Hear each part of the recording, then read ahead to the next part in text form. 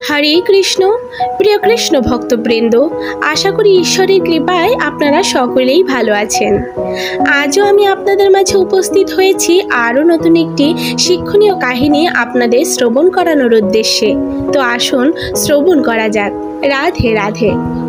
এক ফোঁটা মধু মাটিতে পড়ে আছে, তার পাশ দিয়েই একটি ছোট্ট পিপিলিকা যাচ্ছিল। মধুর ঘ্রাণ নাকে আসতেই থমকে দাঁড়ালো পিপিলিকাটি।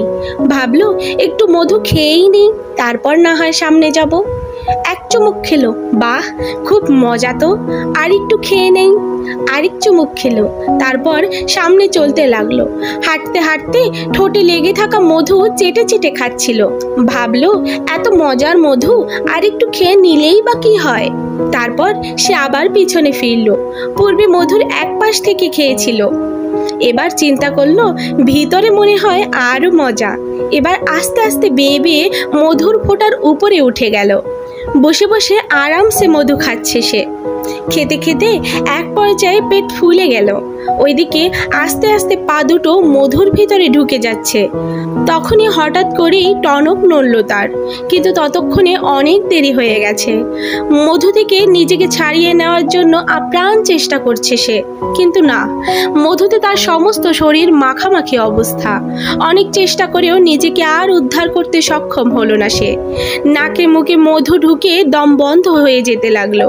অবশেষে পিপিলিকাটি মধুর ভিতরেই আটকে পড়েই মৃত্যুবরণ করলো। এই কাহিনীটির শিক্ষণীয় বিষয় এটাই যে এই বিশাল বড় দুনিয়াটাও এক ফোঁটা মধুর মতোই।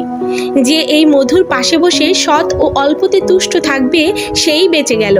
আর যে এই স্বাদের মধ্যে ডুব দিতে গিয়ে ভালো মন্দ বাজ বিচার না করে শুধু খেয়েই গেল, আরেকটু করতে করতে একদিন সে এর মায়াজালে আটকে পড়েই মারা যাবে। তখন আর কেউ উদ্ধার করতে আসবে না তাকে। তার ধ্বংস অনিবার্য। তার দুনিয়া ও পরকাল দুটোই শেষ। তাই সময় থাকতে সময়ের কথা ভাবুন। রাধে রাধে। গোপলীলা কাহিনী এই চ্যানেলটির উদ্দেশ্য হলো আপনাদের হৃদয়ে কৃষ্ণ প্রেম ও ভক্তি জাগ্রত করা। আমাদের যে কোনো রকম ভুল ত্রুটি ক্ষমা সুন্দর দৃষ্টিতে দেখবেন এবং এরকম আরও নিত্য নতুন শিক্ষণীয় কাহিনী উপভোগ করার জন্য আমাদের এই চ্যানেলটিকে সাবস্ক্রাইব করে আমাদের পাশে থাকবেন। রাধে রাধে।